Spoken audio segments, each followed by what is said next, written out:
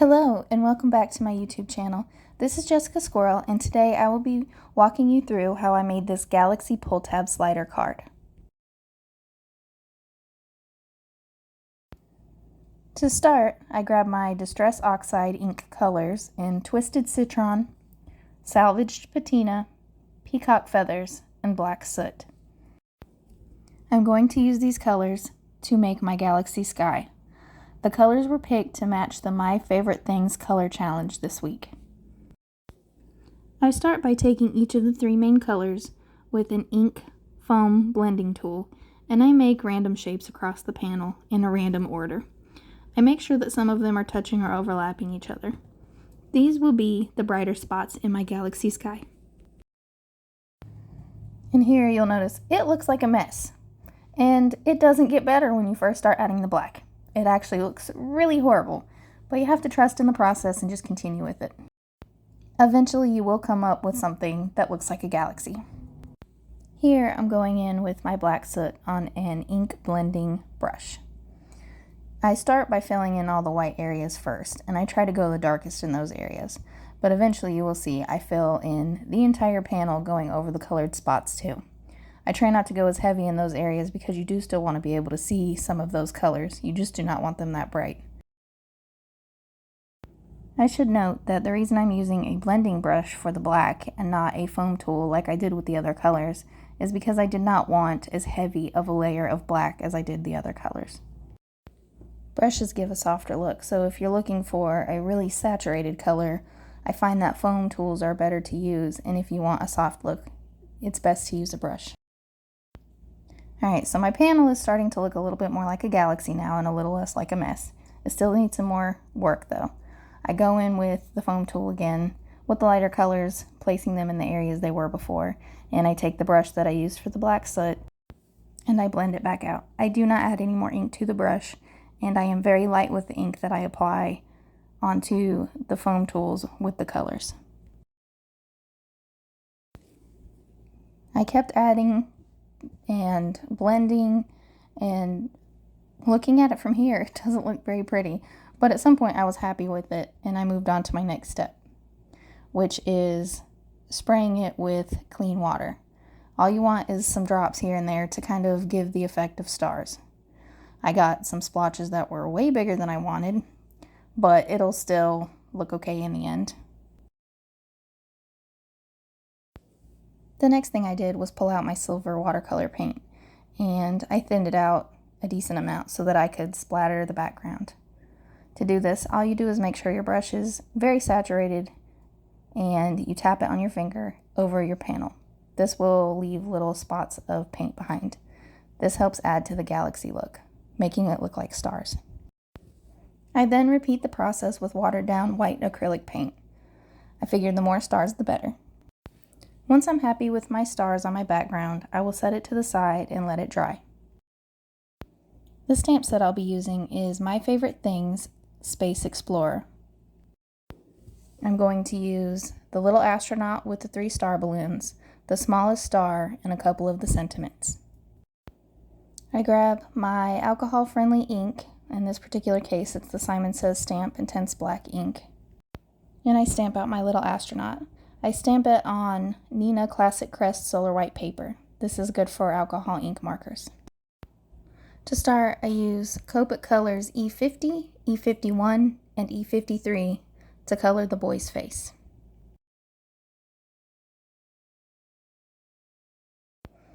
I lay a base layer of E50 down first. I then find my shadows with E51. I define my shadows with E53, and then I go back with E51 and bring out that color a little bit more, and then I blend it all together with E50. This is the way I tend to color my images, going from lightest to darkest, back to lightest. It just helps blend everything out, and it helps me not make so many mistakes when it comes to where I put the shadows. For the boy's hair, I am going to use E31, E55, and E44. This is the only craft sort of color that I have in my card, which is part of the color challenge. I wanted to incorporate it in other areas, but I just really couldn't figure out anywhere else to put it other than his hair. So that is why the color is what it is. Here I was trying to give the illusion of different strands of hair by making little flicks of the marker, but it didn't work out so well. The area is too small and the colors just don't work for that. So I gave up on that. My next color combination is the green apple color combination, and for that I did YG01, YG03, and YG05. You'll notice as I lay my darker colors down for the balloons, I'm keeping it very minimal and mostly at the very edges and the corners of the little arms of the star on each balloon. I'm doing this because the balloons should look very puffy and rounded, and I felt like adding too much shadow took away from that. My next color combo is BG quadruple 0, BG10, and BG53.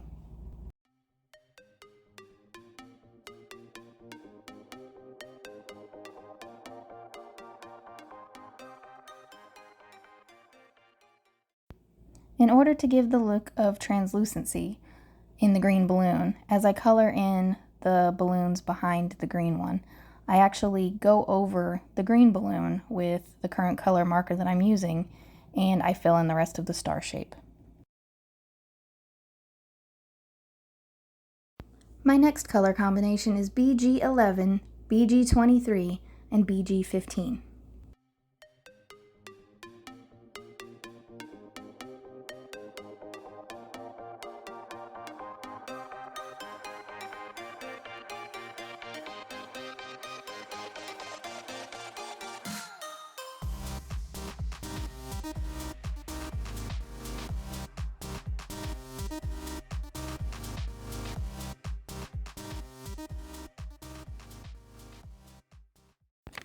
I'm keeping the astronaut suit very simple.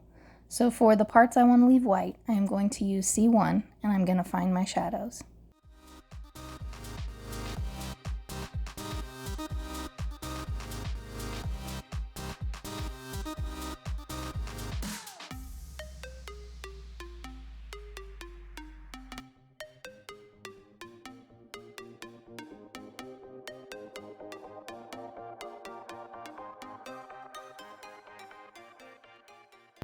My next color is BG quadruple 0. I'm going to use this to go over the gray shadows a little bit.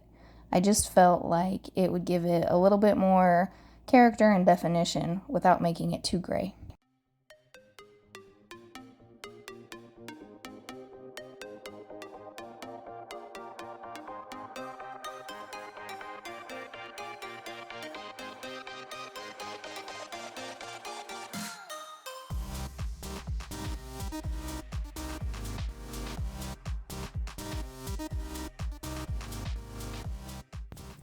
Keeping with my color combinations that I already had, I used BG11 and BG23 for certain details of the astronaut suit.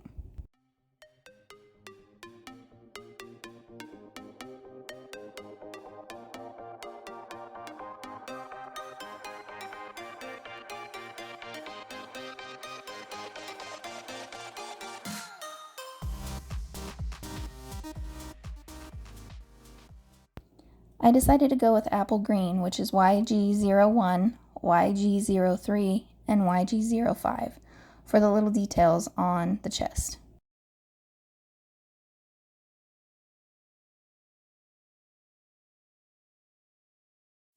I barely touched the tip of the marker of the YG05 to the area I'm trying to apply that darkest green. I didn't want it to be overwhelmed with the dark color.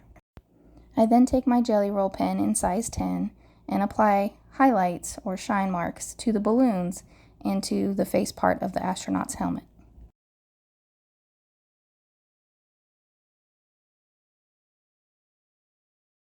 Once I use my scan and cut to cut out the astronaut, as I do not have the coordinating dies, I now need to take an X-Acto knife and cut out some areas between the balloon strings because that was just way too much white.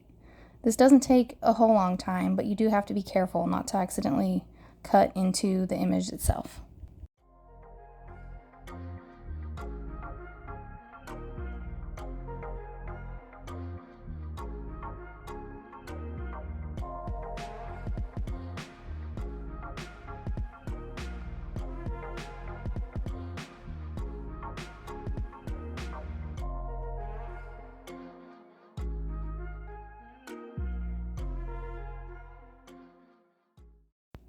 Now that my Galaxy panel is dry, I'm going to cut it using a scalloped slimline die from Mama Elephant's Slim Film City die set. I do the same to a white panel. This doesn't have to be perfect, as I am going to cut a circle out of the top, or a half circle. This will be my moon at the bottom of my card. I laid my cutout astronaut on the white panel before I taped down my circle die. This was just to make sure that my astronaut would be able to fit completely behind the moon without being seen. I then grabbed my oven bake silicone mat and my Distress Oxide color in weathered wood and a blending brush. And I am just going to blend the weathered wood Distress Oxide all over this panel. I don't want any area to be too dark, but I do want the bottom to be darker than the top just to give some dimension.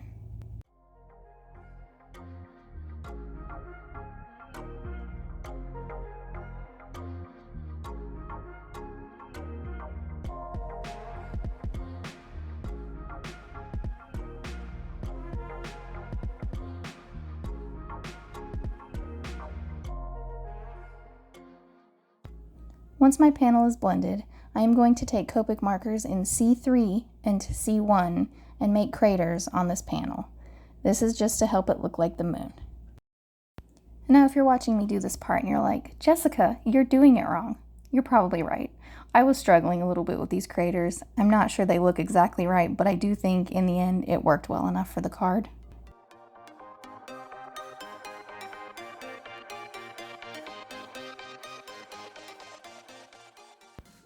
Looking at this image from here, all I can think of is some weird gray Swiss cheese.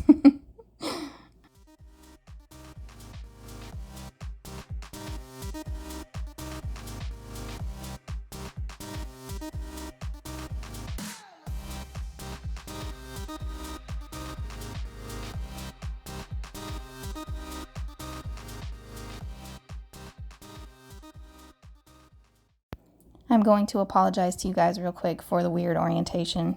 It's a slimline card. I was struggling. I did what I could. I'll try to do better next time. Now I'm making a track using an X-Acto knife and a ruler, and I'm just cutting out a long slit.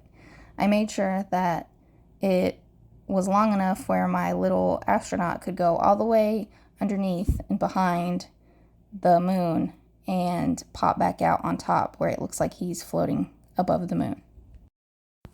And that was probably a really weird way to explain it, but I'm going to use the Let's Toast add-on die set from Lawn Fawn, and in there is a little track piece. It's very small. The reason I did not use it instead was it was not nearly long enough, and I didn't want to try to die cut several pieces and get them exactly straight, so I just cut that out completely with my X-Acto knife. Alright, here you're seeing the pull tab from that same die set, and I had to lengthen it, and I didn't line it up very well, so I actually scrapped this one, but it is important to cut it first before you lay this next die down. It just helps line things up better.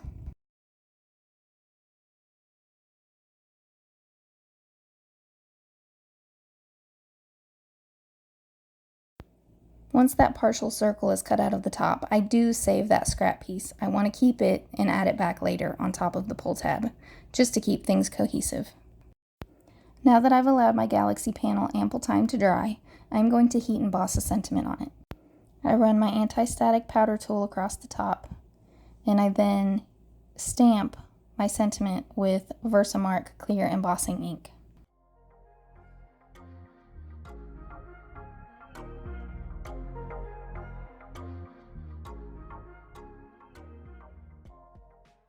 The embossing powder I'm using on my card today is Ranger White Embossing Powder. It was at this point that I had made my mind up to stamp and emboss the little stars.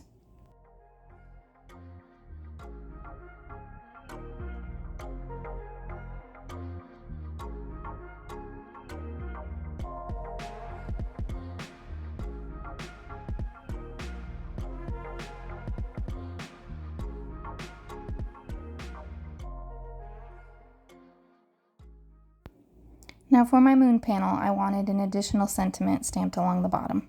I'm also going to heat emboss this one in the Ranger White embossing powder.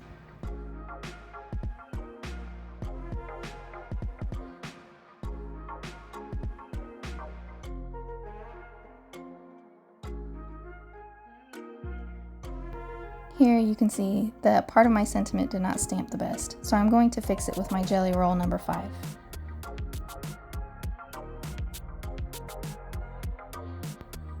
I don't think there's very many cards that I ever make where I do not make at least 1 or 2 mistakes.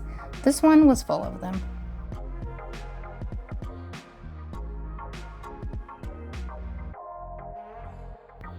Here's where I cut out 2 new pull tabs from the Let's Toast pull tab add-on die set. I cut the arms off of one just to lengthen the pull tab from the other one. I then had to trim the arms on the second one because the little boy's leg was much too thin for the amount of paper that was there. I did not want it to be visible behind his leg. I'm attaching one pull tab piece to the other with liquid glue.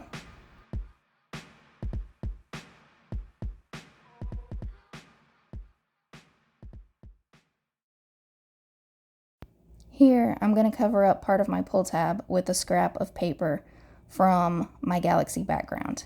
This will just make it so that the white part is not visible when the little boy is all the way behind the moon. All I do is apply some liquid glue and attach it to the area that I marked.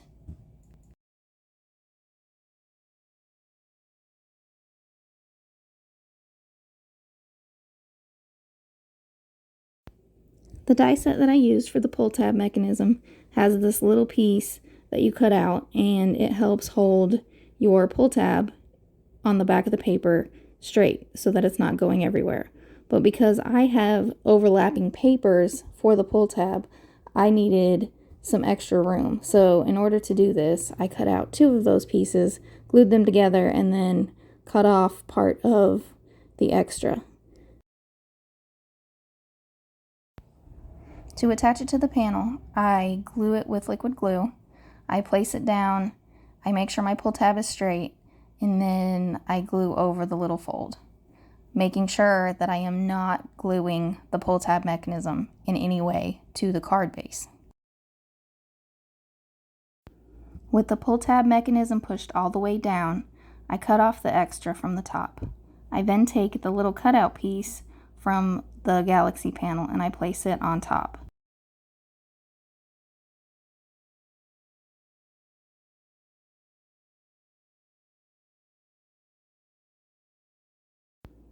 I'm now going to apply liquid glue to the pull tab arms and then attach my little boy on top. The only note here is to make sure that you're not using too much liquid glue, as you don't want things stuck down where they shouldn't be. If you're not comfortable using liquid glue for this, you can use score tape or some other double-sided adhesive. Using my moon as a guide, I place some foam tape on either side of the astronaut. I also place some along the bottom of the panel. This will just keep the moon panel attached without pushing into the astronaut too much where he won't be able to move up and down.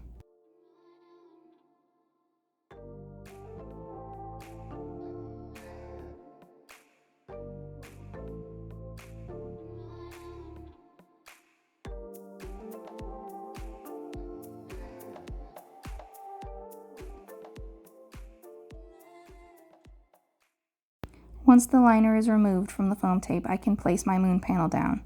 I then check to make sure that my astronaut can move freely.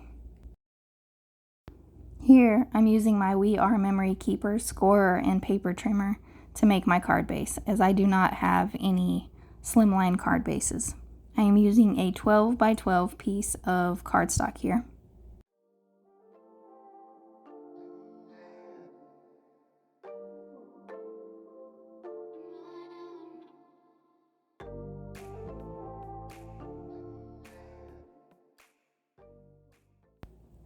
Here, I realized I did not like how much space there was around my galaxy panel. So I actually am going to go back in and trim down my card base just a little bit more.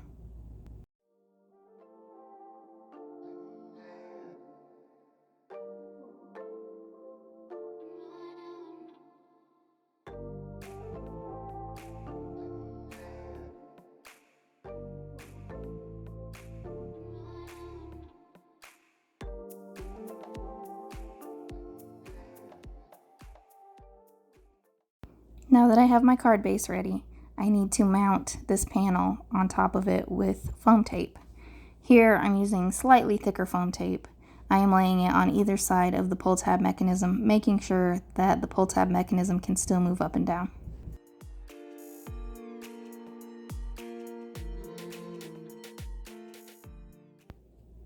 I also add a small piece of foam tape at the bottom just to make sure that the pull tab mechanism cannot be pushed down too far.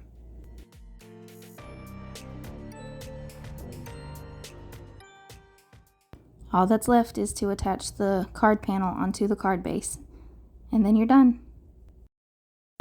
I hope you enjoyed this video, and I will be back with a new video soon. Thank you so much for watching.